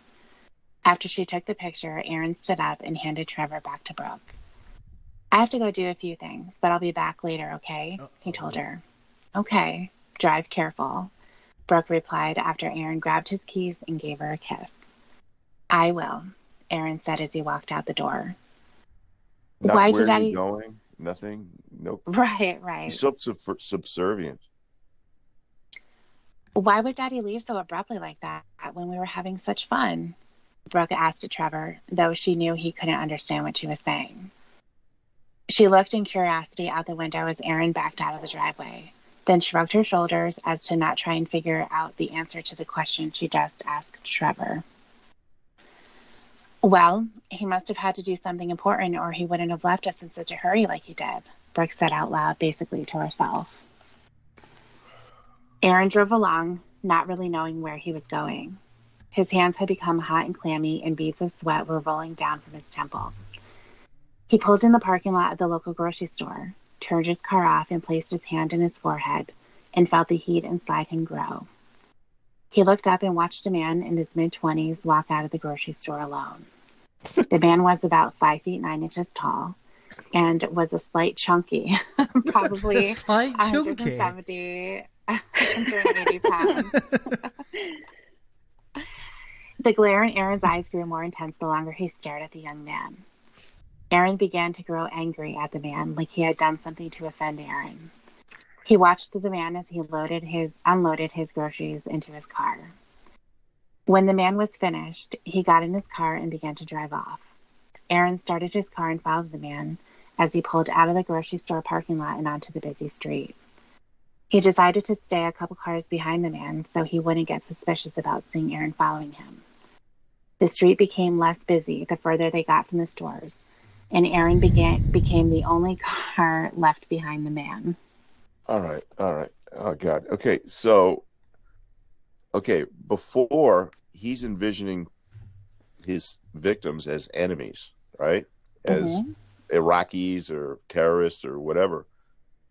What possible scenario could he be envisioning this guy as, someone who is unloading groceries into his trunk and then following him and then looking around to make sure this is not somebody who's confusing a delusion. This is somebody who's targeting somebody to kill. There's no delusion here. It's Lauren being too lazy to decide which. Is Aaron just evil and likes to kill people? Or is it, triggered from his PTSD and he's delusional, thinking everybody is the enemy? Like he's feeling threatened, which, I don't know anything about PTSD, but I could assume people, might feel like hyper vigilant and alert and feel like they're constantly being threatened because they were in a dangerous situation before. And it almost seems like that's what was going on with Aaron at first with the deer, when he shot the deer and thought they were enemies or something. But something changed. It seems to keep going back and forth. Like one minute they're enemies. There's no pattern. There's nothing. But the other thing that is, again, similarly disturbing to me is, just thinking about the story about him following that one particular woman around town, and we also know that he's probably done that before. This is kind of like the insight of a stalker. To me, it feels like that. It feels like he knows what he's talking about here. Can I just point out, he says, the man was about 5 feet 9 inches tall and was a slight chunky, probably 170 to 180 pounds. Lauren is like 5'6" and like at least 200 pounds. So I just hypocrite warning. Well, even so, if you go by Lauren's word, he'll say what? He's 5'8". Yeah. Right? And he says he's about 180. Yeah. Yeah, but no, because one call he yelled at some catfish character that he was 200 pounds. I remember that. Mm-hmm. Oh, yeah. Well, at this point, I guess I don't think he was yet. Well, it's 200 pounds. I think he's about 210. For sure. He's thinking. He's trying to say. Yeah, he's a tank. Very strong. Little chunky. Grew up working in the woods. It is funny, though, that why is everybody kind of chunky? Slight chunky. It's just a very weird detail that he uses to describe everybody. Lauren's way of feeling good about himself is to criticize other people, bring him down to his level. And as the author, he's trying to make Aaron seem like so much better than everybody else, so Aaron's the only one who's not chunky. Right. It's just so stupid, this, because it just happens to be that he's gone for a drive and the first person he spots he's going to fucking follow. And the only detail that we get why is Aaron began to grow angry at the man like he'd done something to offend Aaron. That's it. And that's the reason why he's turned like from normal mode to psycho mode, where he suddenly gets amnesia. He's fucking. But what was he doing? This is not psycho. He was playing with his son, having a beautiful moment with his family, and then he's like, "Oh, I gotta go. I got something to do." So he premeditated this. Right. That's what I'm exactly. Yeah. He didn't just when he happen left to the see house. some slightly chunky guy who pissed him off. Like he was looking for somebody to go after, apparently. And why didn't his wife ask him. She asked the baby, "Why did Daddy leave? We were having such a nice time. I wonder what's going on." Why are you talking to your baby? Ask your husband, "Where are you going?" I know. What are you doing? Exactly. I'm It's worried that, about hey, you. I'm a You're little crazy. worried. You've been leaving a lot recently. Yeah. Some Without blood And around a saying little bit. anything. I can Wasn't overlook it- that. Wasn't it pointed at it that she even- knew something was wrong? Mm-hmm. Well, Like he she said said, that. they didn't can't she? pretend. Oh, he's never going to be the guy I used to know. It's never going to be like it was. Oh, see you later, dear. Don't take your gun with you. What the fuck? That's it. It even says, she says, it said something, I can't see it anymore, but it said something like, she shrugged so as to not have to think about the answer to the question she just asked. Look you what know- NWA Skeptic put in the... I in was the- just going to point that out too. Lauren thinks PTSD is like turning into a werewolf. He does. That's the way he's explaining it here. Dr. Jekyll, Mr. Hyde. Yeah. Except for he's constantly the werewolf, though. Well, he goes back and forth. He's a normal, well-adjusted father at home. He knows something in the back of his mind, something's wrong, but that is the thing that cannot be spoken about. So we're just going to ignore it. Then, yeah, exactly. The clouds move, and then the moon, you see the moon, and it's like, uh-oh, here he comes. Aaron's got to go. Yeah, it's like the bat signal. Okay. Okay. He remained about 50 feet behind him until they were far enough away from the town where they were to be basically the only two cars on the road. So that again, will you? So hard. This guy just happens to live in the boondocks. That's good. Picked out the right guy. He remained about 50 feet behind him until they were far enough from the town where they were to be basically the only two cars on the road. How can you read that? That's I impossible. can't, clearly. Aaron stepped on the accelerator to close the distance between him and the man. The man then slowed down to turn into a side road, so Aaron had to quickly and firmly step on his brakes. He then followed the man onto the side road and stepped heavily on the accelerator to get up beside the man on the desolate street. The man glanced over at Aaron as Aaron pulled up beside him. He thought Aaron was only passing him until he saw the look on Aaron's face and felt the fear build inside himself. He stepped on his accelerator to try and pull away from Aaron, but Aaron kept up with the man. The fear grew inside the man after taking a second look at Aaron's face. What the fuck's going on with his face, man? Then Aaron quickly swerved his car toward the man and forced the man off the road and into a ditch where the man came to an abrupt stop from slamming hard into a big boulder. Aaron slowed to a stop, then put his car in reverse and backed up to where the man went off the road. He pressed on the brakes and brought the car to a stop once he reached the man's car. There was no movement from the now totaled vehicle that lay smashed up in the ditch, he noticed. Aaron got out of his car and opened his trunk to pull out his tire iron. He heard a noise come from the vehicle as he straightened up with the tire iron in his hand and looked toward the crashed car. The man was climbing slowly out of the broken out driver's side window with blood all over him from the crash. The sight made Aaron excited, and he began moving toward the man and watched him slowly crawl out of the car and onto the grass-covered ground, coloring it with his blood.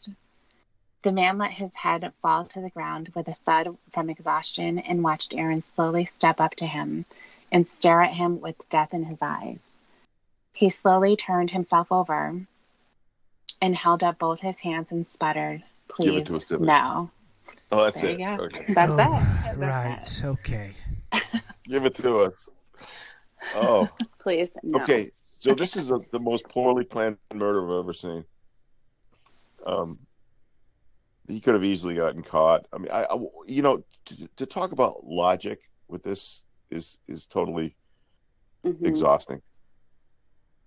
I agree with that. Well, it's just like, so these kind of episodes that he's having where he just goes into werewolf mode, he's able to sort of articulate quite detailed actions and, fucking ram a guy off the side of the road. We don't know how that happened. That was quite vague on details. He happened to smash into a boulder.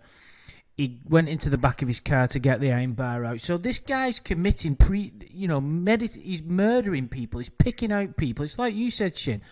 He went from basically thinking he was seeing the enemy in the field to just randomly murdering people. That's a big change, isn't it? Yeah. You can kind of understand to a point. Let's just say someone was out hunting, and they've got the gun in their hands, and then they have flashbacks from being in the field. That's not too much of a stretch. But now you've got him ramming people off the road because they're slightly chunky. It's like, what the fuck is going on? And the fear in his face, that to me is what I'm trying to get at. The guy sees Aaron pull up next to him, thinks he's just going to pass, looks to his left, and he sees his face. That must have been the werewolf face. Yeah, yeah. And suddenly became, terrified. And then he says it twice in that paragraph. His face is the one that really scared him. Well, I don't exactly know what that face. I really want to know what that face looks like. Yeah. Well, Lorne doesn't know. He just writes it because it's convenient writing. He can't extend or he it can describe to, it. Yeah, but he doesn't. He can't describe it. It's illogical, but he'll write it because it's an easy thing to do rather than do the hard work. Then he also says the sight of the guy crawling out of the crashed car. The sight made Aaron excited. What do you mean excited? And he ran over. Mm-hmm. He ran over. He says after he got He's excited. basically trying to say that he's like sadistic now. He seems to be getting Blood pleasure run. in people's suffering. Yeah. If he had a fir tree. Yeah. But it comes from nowhere. I think what Lorne is trying to do in a very crude way is somebody who killed somebody by accident and then is escalating to becoming a full-blooded fucking serial killer. That's the way in it like seems 2 to days? be. Well, yeah. Yes. It's seriously been like 2 days, right? And Yeah. Yeah, okay. it's been a short time. Exactly. He's racking up the body count. He is too. Do deer count? I don't know. Quite a few of them No. as well. He's killing animals and people. He stopped after the word no as Aaron's tire iron began smashing against the man's already bloody skull. Dear. Aaron's eyes grew angrier with every hit he delivered against the man's head. Aaron stopped when he realized the man was no longer able to move because he had the life beaten out of his body. Aaron stepped back and looked around as his chest pounded in and out from overexertion. He went to his car, retrieved the tarp that lay under the spare tire, then returned back to the dead man and wrapped the lifeless body inside the tarp. He struggled and groaned as he picked up the dead body and threw it over his shoulder to carry it to the trunk of his car. Aaron felt his back grow wet when the man's blood streamed from an opening in the tarp and landed on his shirt. Once the dead body was in his trunk, he removed his shirt, set it on fire, and threw it on the dead grass next to the car and watched as the fire began to grow. He turned back to his car, closed the trunk, and sped away. Aaron returned home and was able to get to the bedroom without Brooke seeing him. He got another shirt out of the dresser that was the same color as the one he lit on fire and threw in the grass where he killed the man that was now in the trunk of his car. You couldn't just say I changed my shirt. Right. He had to remind you that he took it off and burned He it. killed the guy, that happened in the last paragraph. Yeah. After putting on the new shirt, he went back to the kitchen and looked out the window to see that Brooke was out back with Trevor, hanging clothes on the line to dry. He opened the back door, snuck up behind her, and gave her a kiss. "Hi, honey," she said in surprise. "Hi," Aaron returned as he bent over and gave his son a kiss on the cheek. "I'm happy you're back. I need to go to the store to get groceries, and I don't have much gas in my car, so I thought I'd use yours," Brooke stated. Aaron grew silent as he quickly thought of how to make sure Brooke wouldn't find the body in the trunk. "Okay," he said. "I'll go clean my stuff out of it while you finish hanging clothes and get Trevor ready." "Okay," Brooke agreed as Aaron gave her another kiss. Jesus. Aaron went back to the car and backed it up to his shed. He opened the trunk and carefully pulled on the tarp with the dead body inside. and drug it out of the trunk and into the shed. He returned to the car and pulled it back to a spot in the driveway where Brooke could safely pull out into the street. He then returned into the house where Brooke was waiting with Trevor in her arms by the door to leave to go shopping. "The car's all clean for you," Aaron said as he handed Brooke the keys and kissed her and Trevor goodbye. Aaron stood in the doorway and watched Brooke drive away, then quickly went back to the shed. He rolled the wheelbarrow in front of the shed and loaded the dead body in it, along with a shovel, utility knife, and another little American flag from the bunch he had bought that day before he committed the murder. He made his way to the woods to where he had buried the body of the last man he killed and began digging another shallow grave next to it.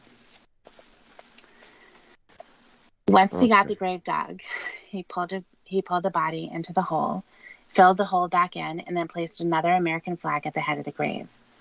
He returned back to the house and took a shower to wash all the dirt and sweat away. After drying himself off, he donned his robe, then sat down to watch the television with a hot cup of coffee. Right, okay, let's take stock a minute, shall we? So we've established that his little serial killer calling card is sticking a flag on the grave. Which, you know, if you've got PTSD and you've been driven to have murderous thoughts because of terrible things you've been suffering to, it kind of would make sense in a kind of that kind of story. Well, not make sense, but you can, you know, there's something that could be done there. But it doesn't make any sense with regard to Aaron's bizarre loss of memory at certain points. Like we haven't established how this is happening. You know, when he has these bouts of amnesia and whatnot, and he's gone to quite extreme lengths to get rid of the body. But last time he did it, he didn't remember any of it. You know, it's just very odd, isn't it? Yeah, I'll bite. Did he bury the body next to the other body? Yes. What? He's got his own little graveyard going on. Yeah. Okay. Yeah, they're all buried together. He went back out to where he buried the other guy and buried this one in the same way with the American flag and everything. That's just... And nobody found this guy's wrecked car on the road. Okay, I guess that's later. Who knows? Who knows? Yeah, we'll have to find out. He realized he had dozed off when he heard a car door slam. He looked out the window to find Brooke and Trevor had returned home from shopping. So he slipped on his slippers and went out to the car to help her carry the groceries in. "Hi, honey." Brooke said. Times. There you go, Amanda. Oh my God. We get it. You're married. Right. And then he just says hi every single time. Aaron returned with a yawn as he reached in the back seat to pull Trevor from the car seat.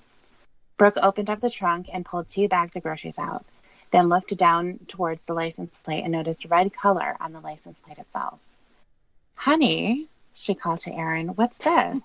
she asked, pointing to the red spot on the license plate.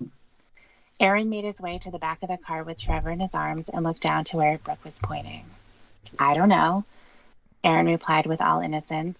He rubbed his index finger on it and found it was dry. "I'll wash it off in the morning. I must have rubbed something up against it when I was carrying something the other day and scratched some paint off of it." Aaron grabbed a bag of groceries with his empty hand and began toward the house. Brooke grabbed the last couple of bags, closed the trunk, and followed behind Aaron and Trevor, giving no more thought to the red on the license plate and accepting Aaron's really bullshit explanation. Yeah. She must be really dumb. She's like really Kayla. dumb. Yes. Okay. That's all that she says. Well, if he bashed this guy's Like a head grown-up Kayla, isn't and she? threw him in the trunk, I think so, yeah. there would be more blood than just on the license plate. God knows how the fuck it got there, but it'd be in the trunk where Brooke had her groceries. Yeah. Her bags would be He- pulled in a pool of blood. You know? Right. He totally Why do I smashed keep the doing guy's this? head in with Forget a it. tire iron. Yeah. This is so stupid. It is beyond stupid. It's nothing. It's like he carried a body over his fucking shoulders, and the guy was a slight chunky, by the way.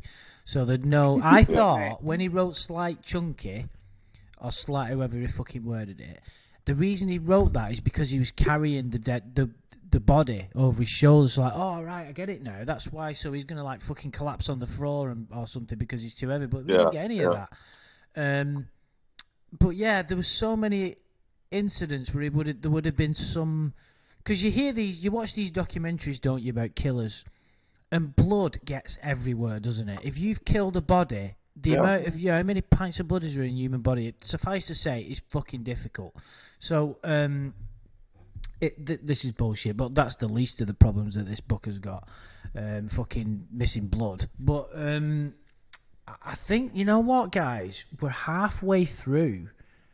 We're pretty much halfway. This chapter? Yeah, we're halfway through the chapter. I think we might have to split it into 2 weeks. Yeah, this is ridiculous. Because this is, I didn't realize. Way longer than I thought it was. Yeah, because we've rushed through it a little. Not rushed through it, but we've been trying to get through it at a decent pace, and we've been going just shy of 2 hours now, and it's too late for me to continue the rest of the chapter, so we're gonna have to split it up and leave people. I bet people are just gonna be so. Like you're leaving us in suspense, Andrew. Well, no, but there is that intrigue of what shit is he gonna write next. How much more stupid it could be. Yeah, there is that kind of mystery, not a real kind of mystery of my god, what's gonna happen to Aaron, but you know, yeah, it's. But what I will say is at least stuff's happening now, because there was a few chapters in this book where you were like, oh my god, this is fucking painful. At least there's stuff to talk about. It only took us to get to what, fucking chapter 10? Yeah, there's a lot happening, but nothing coherent. Oh yeah, that's the problem. Yeah, it's definitely not coherent. Can't follow the story and the characters. You have no idea what they're thinking. Except for that, they're incredibly stupid, and they don't talk about problems. You know, I'll bet the author actually was writing this in thinking that the audience would still feel sympathy for this guy, for Aaron. Otherwise, why keep bringing up that shit about PTSD and it's not his fault and all this other stuff? Right. Also that he wants to get back to how he used to be. Yeah. That's it's the like main focus. He doesn't realize that we threw this guy away as soon as he killed, the first guy or whatever it was, or even worse than that, when the first stupid thing he did.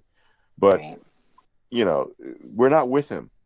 The author thinks that we're with him so far. Oh no, this is tragedy. No, it's not. We want this guy caught, tried, convicted, and executed. Well, we're going to have to see what happens. Well, yeah. I mean, I find it, what you were saying about how, like, Lorne writes about relationships because that's kind of him. Relationships are everything that got him to where he is, isn't it? If you think about it, like he believes the relationship with his siblings are what caused him to be messed up. Then he tried to have a relationship with a 13-year-old, and we know how that turned out.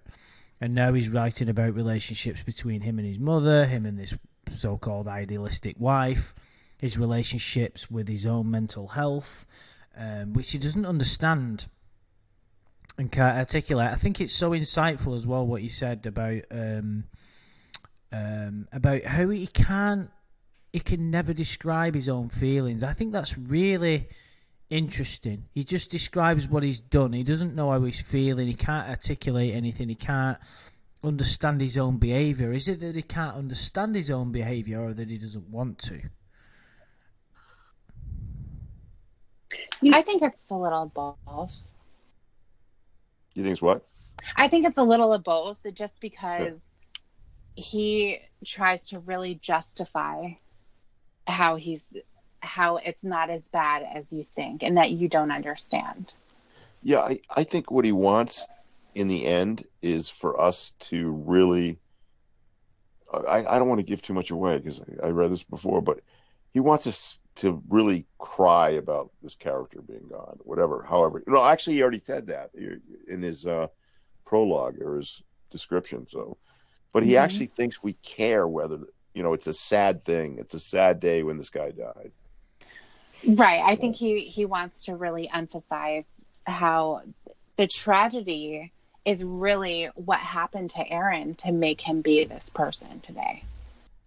You know what I Right. just thought of? This is a tiny bit off the topic, but what I think is interesting is Lauren thinks that the solution to all his problems is a relationship, is having a woman who loves him. That Yeah. I really think that he thinks that that will fix everything in his life. But Aaron has that. He has a wife who loves him more than anything. His mother loves him. He's got a son, and that's not enough to like fix Aaron's problems, which is Yeah. that's interesting to me because I think Lauren, at least he says he feels the opposite. That's all he needs. All he needs is a woman But he who thinks loves it'll him. be enough for us to root for him.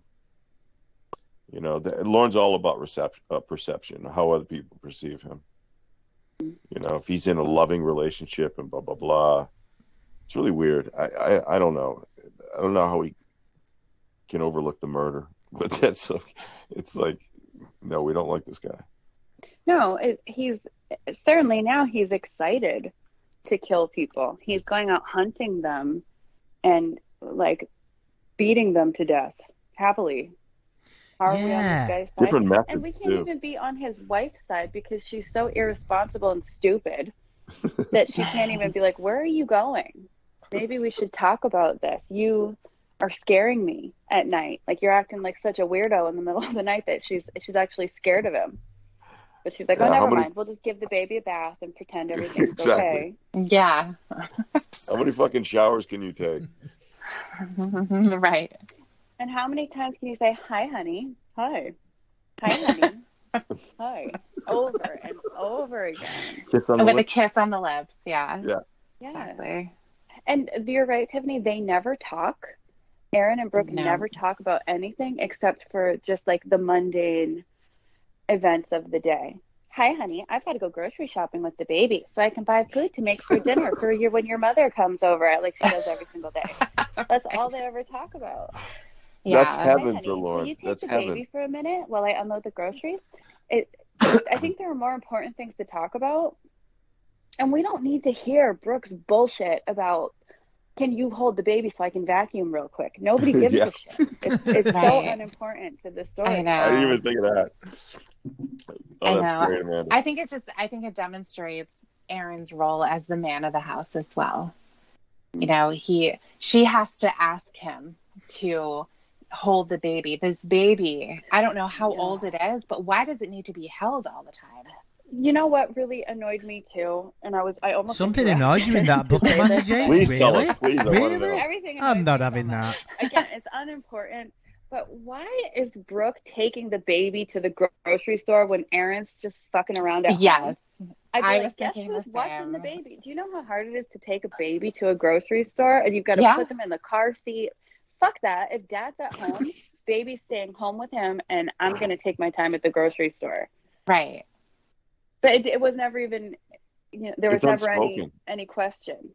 Like, oh yeah, you get the baby ready. Go ahead and get the baby ready while I remove this dead body from my trunk. Yeah, You exactly. baby ready. NWA Skeptic has said the only thing that Aaron ever does with Trevor is bop him on the nose. Yeah. But he Pretty flicks his much. little nose, yeah. Yeah.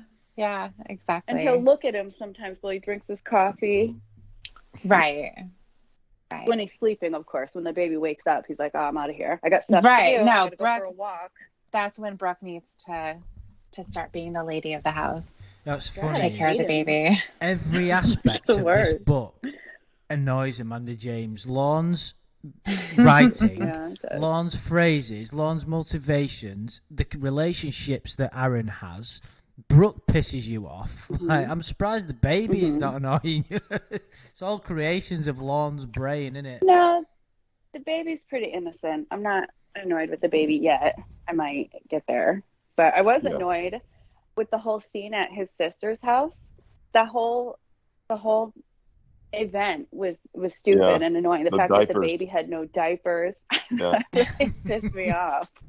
Just shat all And over it's his a ass. big- Babies of sister. diapers. His sister has to make a full dinner holding a baby. Yeah. While the guys are outside throwing the ball. And when Brooke and Lauren, I almost said Lauren, Aaron make love, or they're showing affection to each other, they look at Trevor on the floor. We don't want to make one of those things again. One of those things. Yeah. They like have mom come over and babysit while they have sex. Just in the living room with the knitting. But the baby monitor is going to be on so she can make sure she hears that. She's going to ask him, she's going to write him a note and say, tell me all about what you and Brooke did last night. Yeah. If you don't. He's going to walk in and have lipstick all over his, I guess you guys had a good time. Right. It's so gross. It is gross. It is gross. I got to tell you, I think the chapters before this were much more interesting. Before all the shit hit the fan, because it was funnier. This is kind of like, oh come on, dude! They've got all sorts going on here. They've got he's turned into a werewolf. Oh come on, the tender heads. Tender head. Thank you for being born and all this other shit that's in there. Yeah. This is I just, agree with Shin. This is just like a Chuck Norris part. I think this is rushed. I think this is rushed. He just wanted to get it over and done with. I totally think so too. Yeah. He's like, oh fuck, God, I'm on chapter 10 and literally nothing has happened. Nothing has happened. That's what makes it funny though, isn't it? It's like, it does. Fuck all has happened. So rather than rewriting the book because he's got another 3 years left in prison, he'll just rush out the fucking most important part of the book in just half a chapter. But I think that the relationship that Aaron has with his wife is the perfect one for Lauren as well, because Lauren doesn't want to be asked difficult questions. He doesn't want to talk about things that are going on with him. He just wants somebody who's going to be there, be supportive, and rub his misshapen head while he rests it in the lap and cries and has call him honey. Calls him honey all the time. Do we know? Is Aaron bald? No, I don't think so. I'm sure he's not. I don't think we know. Not. Yeah. No, he's never described him. Right, but I would be willing to bet he did not write his character. Yeah. So he's changing his personal traits in that regard. So he's given him his avatar. Let's just call this Lauren's avatar, Aaron. He's given him hair.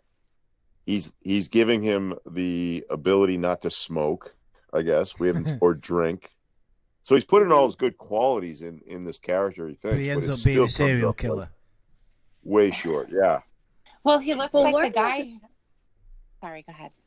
Oh, I was just going to say, Lauren wasn't smoking or drinking when he wrote this. He was in prison for most of it, at least. So I think that's part of the reason that he didn't write about Aaron smoking or drinking. And it's still surprising to me, though. Yeah, I agree. Maybe the stuff about his mother, you would think you'd leave that out, No, mom is very important, and he knew his mom was going to read it, so he needs to put in all kinds of weird stuff. So maybe his mom will get the hint and tell him she loves him more, and like kiss him on the lips more or something. You have to remember when he was writing this, if you remember reading the prison journals, he was sharing the pages with his cellmates and whatnot. And or one or two of them, I don't know. But he named characters, their names of the characters, and the way he described it, they were all excited. Oh, they can't wait to read what happens next. And I'm thinking, God, prison must be hell. It's got to be if you're interested in that. And if you want to know what Aaron looks like, just look at your screen right now. Oh yeah.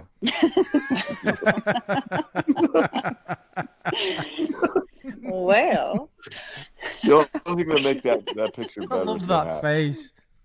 I do too. It's so good.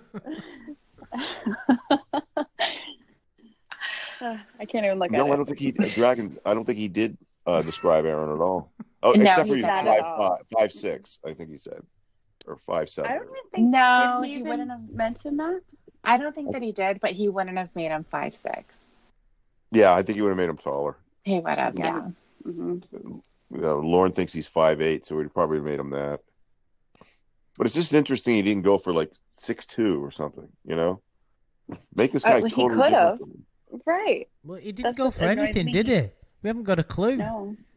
No, he never described him. The person the most important character in the book. I know. The person who got the most complimentary description of their physical appearance was the suicide Yeah, bomber. the guy that got blown to pieces Yeah. was the guy with He the had the biggest athletic description. build. The irony is remarkable there. The Yeah. guy that Well, Brooke, that's existence was destroyed and incinerated. Brooke got a description of her. Does she have blonde hair? I can't remember. She got a slightly must. overweight, though. She got a She slightly was, overweight. but she is so beautiful that it doesn't Yeah. matter that she's slightly It didn't overweight. matter. Yeah. He could look past that slightly fat ass because she had dimples and she was beautiful. Yeah. And she wasn't that fat because he was able to hold her up at the roller skating rink. Well, that's true. But Aaron's incredibly strong. NWA Skeptic has made another great point. What happened to Lorne's thumb? Aaron's reattached thumb. Well, what happened to the thumb Finger. was much like Winnie's son. Just disappeared. Yeah, who gives a shit? That's what Who happened. gives a shit? Yeah, exactly. Who gives That was a in the shit? past. Right. That was in the past. He forgot. That's what happened. He forgot, exactly. Because it wasn't included for any reason. It just, Nope. He's like, what happened at work today? Oh, maybe he cut his finger off. Maybe that'll give me something to write about. Yeah, And then just I think forgot all about it. I think it was just supposed to show that he was distracted. He kept thinking about how he was feeling, even though we don't know. His wife doesn't know. Yeah, so he cut his finger off. There was no follow-up doctor's appointments or anything. No. I totally forgot that he cut his finger off. I know, I did too. until it got Until he said mentioned that. there, I completely forgot. Yeah. This You makes think me his wonder. mother would be like showing up or calling to remind him of his doctor's appointments and stuff? Of course. But Yeah. Of course. Well, calendar. she was his hand while he couldn't use his. And don't forget, Of course, he wasn't holding his mother's hand while he was making love to Brooke. Oh God, no. in Lorne's world, reattached thumbs are just with a few plasters and some kitchen towel, if I remember correctly. What was it? Just a few stitches and some fucking bandages. It's a few stitches, yeah. He had to spend he was admitted too for that. He That was, yeah. pretty He was serious. admitted. Yeah, and You know, Brooke had to go stay by his side all night while Mom came and looked after baby Trevor because Brooke had to look after baby Aaron. Yeah. The whole relationship, the whole like, Mom, you take care of the baby because I've got to take care of Aaron. I hate it. I hate it. That's not how it works. Yeah. I wonder, if Lorne were to be in a relationship, whether he would shoot for this kind of stuff. And actually, I wonder even further how he would be. This is kind of off the subject. If Tiffany and say you went with a few people, if you went to go see him, and he just went crazy, how would he react to you? Would he be extremely gentlemanly? Would he try to come over to you and get really close to you? Would he try to sit next to you? Would he? How do you think he would be? I think he would be really shy. I think he would be shy. Like he was with Kayla at this day. He'd be all bashful and goofy and shy and ooh. I could totally say it, like can't look you in the eye. He'd be looking all over the place and kind of like we've seen the Emma and Dan video when they went to visit, and he would sneak these looks and stuff like that. He would sneak the looks. He would be laughing way too loud. Yeah, at everything. He would do his routine for you, Tiffany, with his imitating Roy with his shirt off. He would do that for you. Oh, right. You know what? He would. Yeah, he would take his shirt off because he's done that a few times. Mm-hmm. Yeah, I agree. Oh man, what a horrible day! Oh, I don't want to do that, Shin. I don't want to do it. No, can you imagine? How would you feel? It's like you'd probably be petrified. I would be hiding behind people. Yeah. Wow. Yeah. Just knowing that he'd have the memory, to cling to, the memory of it. We don't want that. The worst would be he thinks he's entitled to be next to you.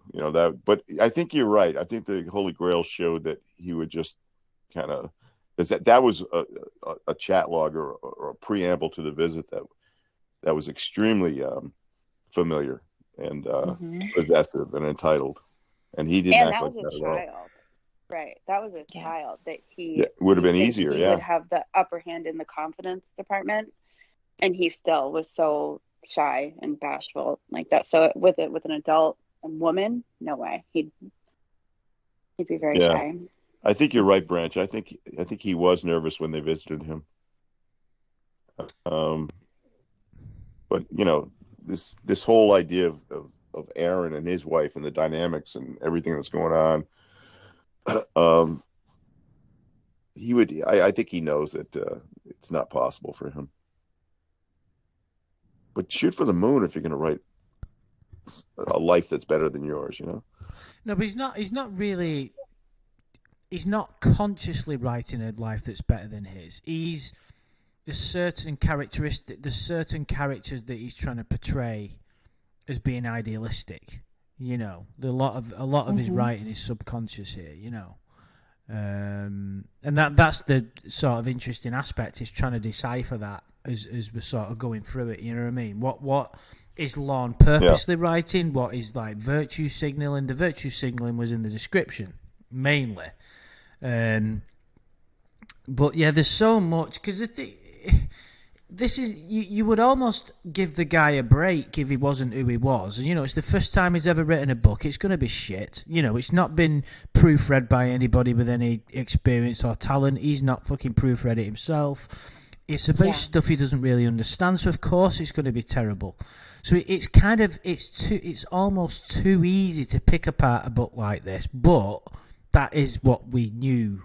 That's the purpose of doing this. The guy's released a novel in some degree, and unfortunately for him, not that he gives a shit, but when you release something like this, it's supposed to be art. It is a piece of art. Supposedly, that's what books are supposed to be. Then it's going to get critiqued, isn't it? By us weirdos. Well, I try to avoid that. I try to avoid critiquing it like we normally would any other kind of literature. We are I try doing, to look at it, but it's impossible. It's impossible. We're critiquing. I kind of look at the story. Insights on Lorne. Yeah, it's too delicious. Oh yeah, you can't. I think we're looking at it from all angles. We're looking at it as a story, as a piece of writing, and we're looking at it as someone who we know quite well has written it, and this. What's it tell us about him? Yeah. Yeah, it's quite interesting from that aspect, and that's why I wanted to cut it in half, really, because I don't want to rush through the rest of the chapter like Lorne's rushed through chapter 10. I think I want to give it the attention that our videos deserve. So. I think we will leave it there. I don't know. I think I mentioned earlier, guys. I don't know if you could fucking hear me at the beginning due to the error, the echo, which I think was my fault. We're not sure what we're going to be doing next week for Lawmas Day. If we're going to be doing something. I'm just not sure. It might be a little bit earlier, maybe the day before or something like that. So we'll figure it out and let you know. But I'm sure there'll be plenty of other people doing videos if we're not around, so it's not like you'll be nipping into the woods and picking off people with sniper rifles. So it's all good. But thanks for joining us on the chat, guys. There's been lots of you making great points as ever today. It's been a lot of fun, and thanks to Tiffany for reading it again. We do appreciate you doing that. Of course, stumbling through it. Yeah. Sometimes it's just hard to read the words as they go along. So clumsily, isn't it?